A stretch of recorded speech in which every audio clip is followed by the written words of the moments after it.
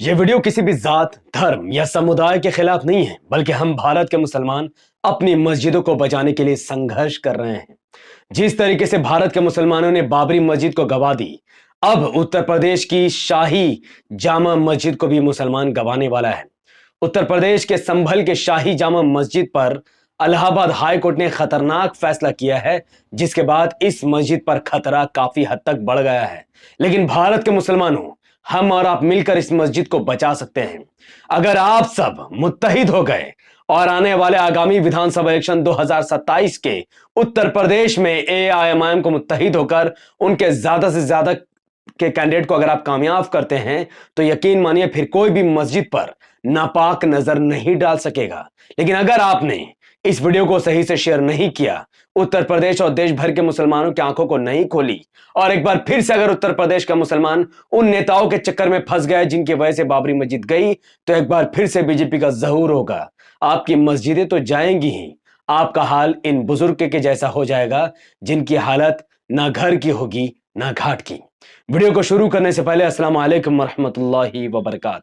अल्लाह के नाम से शुरू जो बड़ा मेहरबान और निहायत रहम करने वाला है।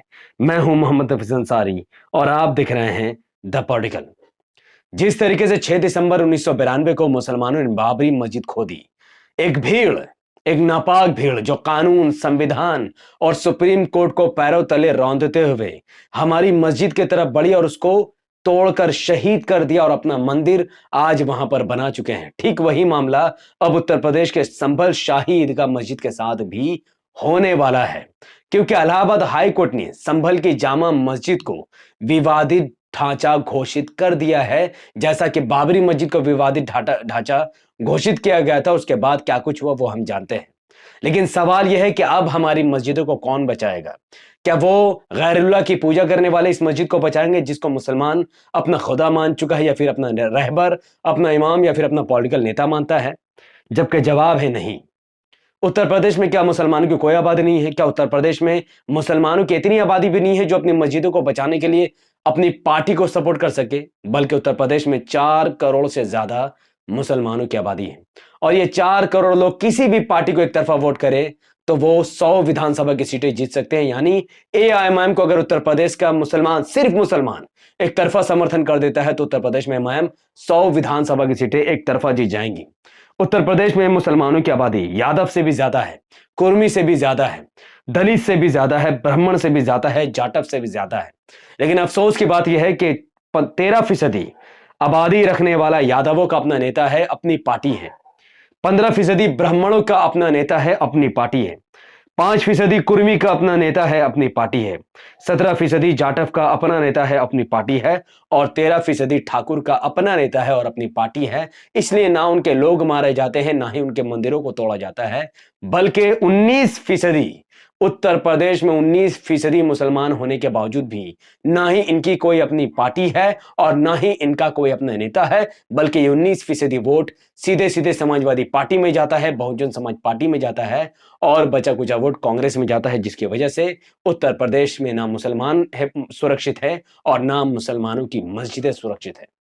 हालांकि उत्तर प्रदेश में एआईएमआईएम ने 2017 और 2022 के विधानसभा चुनाव में ऐसे सीटों पर चुनाव लड़ा, 100 सीटों पर उन्होंने चुनाव लड़ा, इस उम्मीद से कि उत्तर प्रदेश के मुसलमान उनको वोट करेगा और मस्जिदों की रक्षा की जाएगी।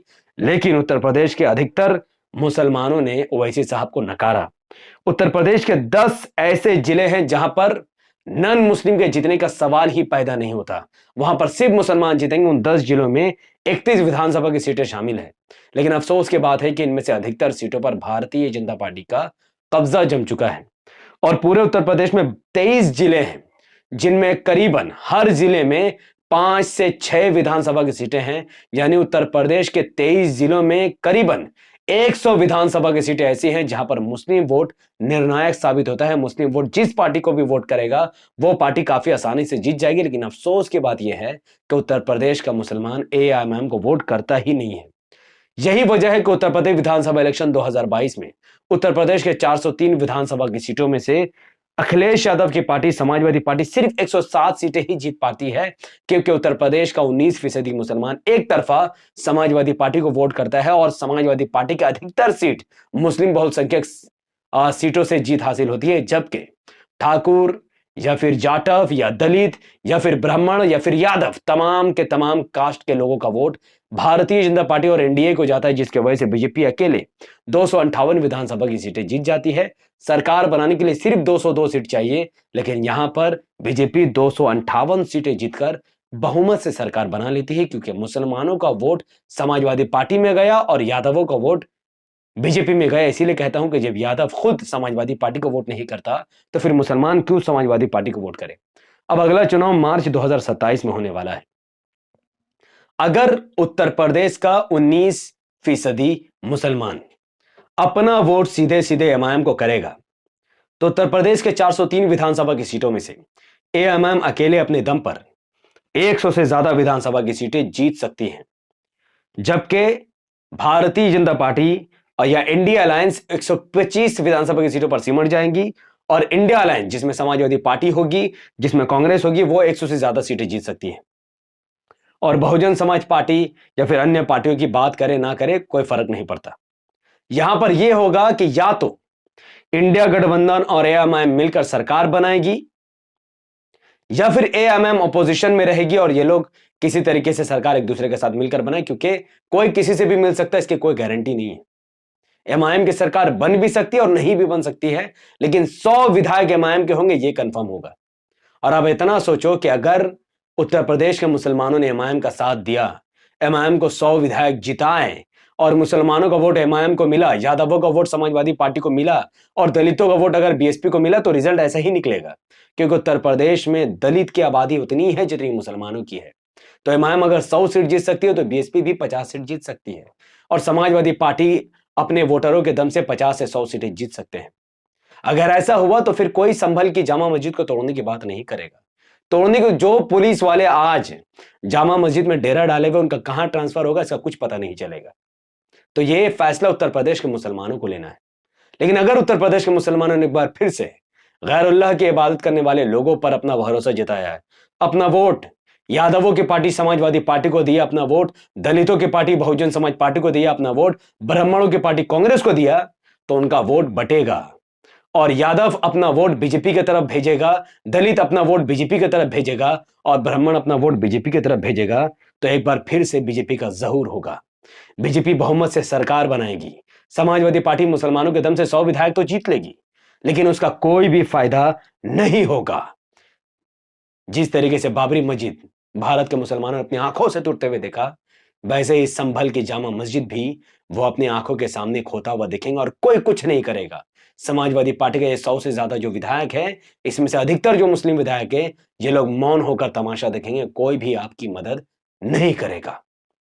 तो फैसला उत्तर प्रदेश के मुसलमानों को करना है कि वो संभल की जामा मस्जिद को बचाना चाहते हैं या फिर उसको अपने हाथों से गंवाना चाहते हैं, या उस दर्दनाक मंजर को रिपीट होते हुए देखना चाहते हैं जो मंजर 6 दिसंबर 1992 को बाबरी मस्जिद के लिए लोगों ने देखा था। तो यह फैसला उत्तर प्रदेश के मुसलमानों को करना होगा। मैं मानता हूं कि एमआईएम अपने दम पर सरकार नहीं बना सकती, लेकिन एमआईएम के बिना उत्तर प्रदेश में किसी की सरकार बन भी नहीं सकती। और मान भी लो कि अगर भारतीय जनता पार्टी किसी तरीके से सरकार बना लेती और एमआईएम के 100 विधायक हैं, तो ये 100 विधायक काफी है उत्तर प्रदेश में किसी भी मस्जिद को बचाने के लिए। ये 100 विधायक उन समाजवादी पार्टी के विधायकों से बेहतर हैं जो लोग मौन होकर तमाशा देखते हैं, जबकि एआईएमआईएम 100 विधायकों के साथ उन मस्जिदों के सामने खड़ी हो जाएगी और संविधान के दायरे में रहकर उन मस्जिदों को बचाने का प्रयास करेगी। तो यह फैसला आपको करना है, आपको क्या करना है। एक एग्जाम्पल के तौर पर मैं आपको यह दिखाता हूं। ये एक मुस्लिम बुजुर्ग है जिन पर इल्जाम लगा कि इन्होंने चलती ट्रेन से एक लड़की को छेड़ा, जिसके बाद उनके साथ क्या हुआ वो सब आपको अपनी आंखों से देखना चाहिए। चेस्ट पे आपने हाथ लगाया लेडीज को, लड़की चिल्ला रही है कि मेरे चेस्ट पे हाथ लगाया है। अगर वाकई में इस बुजुर्ग ने लड़की को छेड़ा है तो इसे सलीके से पुलिस के हाथ में दे देना चाहिए। संविधान और कानून में जो प्रक्रिया है सजा देने की, उस हिसाब से इसको सजा मिलनी चाहिए। लेकिन लोगों ने इसको मारना पीटना क्यों शुरू किया, कानून अपने हाथ में क्यों ले लिया? क्योंकि ये लोग जानते हैं इसने लड़की छेड़ा हो या ना छेड़ा हो, ये उस समाज से आता है जिस समाज का ना कोई पार्टी है ना कोई नेता है, इसीलिए इसको जितना मारना है मारो, कोई इसके लिए नहीं बोलेगा। और अगर कोई ओवैसी साहब जैसा नेता अगर इसके लिए बोलेगा, या उनका इमाम का कोई चाहने वाला अगर इनके लिए कोई बोलेगा, तो खुद मुस्लिम समाज उनकी इज्जत नहीं करता, तो उनके बोलने से क्या ही फर्क पड़ेगा। दाढ़ी टोपी दिखती नहीं कि लोग मारना शुरू कर देते हैं, कूटना शुरू कर देते हैं, जलील करना शुरू करते हैं, क्योंकि इस मकाम तक मुसलमान ने खुद अपने आप को पहुंचाया है। याद रखो, भारत के मुसलमानों, जामा मस्जिद पर खतरा मंडरा रहा है, धीरे धीरे सिस्टम के हाथों चढ़ रहा है। कोई फरिश्ता तुम्हें बचाने के लिए नहीं आएगा। नबूवत का सिलसिला खत्म हो चुका है। अब कोई भी नबी अल्लाह सुब्हानहू व तआला इस दुनिया में नहीं भेजेगा। अगर इस दुनिया में अगर कुछ बचा है तो वो सिर्फ कुरान है, और कुरान से ही तुम्हें सबक हासिल करना है। कुरान में लिखा है कि जब कोई कौम खुद नहीं बदलने को तैयार होती तो अल्लाह ताला भी उस कौम की मदद नहीं करता। तो भारत के मुसलमानों, जागो, अपनी आंखों को खोलो। गैरुल्लाह की पूजा करने वालों को अपना मददगार न बनाओ, गैरुल्लाह की इबादत करने वालों को अपना मसीहा, अपना नेता मत समझो, बल्कि उस ओवैसी साहब को अपने नेता मानो जो 5 वक्त नमाज पढ़ता है, अल्लाह की इबादत करता है, और जो संविधान संविधान संविधान करता रहता है, मुसलमान मुसलमान मुसलमान करता रहता है, दलित की हमेशा आवाज बनता है, आदिवासियों के लिए संघर्ष करता है, वक्फ की जमीन हो या आर्टिकल 370 या फिर एनआरसी हो या CAA, सब पर एक ही व्यक्ति बोलता हुआ नजर आता है, वो है असदुद्दीन ओवैसी। तो उसका हक अदा करो। उसका कर्ज है तमाम उम्मत मुस्लिमा पर और दलितों पर और भारत में रहने वाले अल्पसंख्यक समाज पर।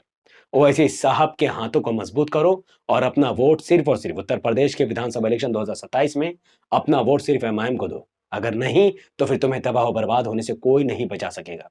तो गैरतमंद मुसलमानों, इस वीडियो को लाइक, शेयर और कमेंट करो। इसलिए नहीं क्योंकि मुझे शौक है, बल्कि जब तक आप लाइक, शेयर और कमेंट नहीं करेंगे, वीडियो दूसरों तक नहीं पहुंचेगी, क्योंकि ऐसा ही सोशल मीडिया का एल्गोरिदम है।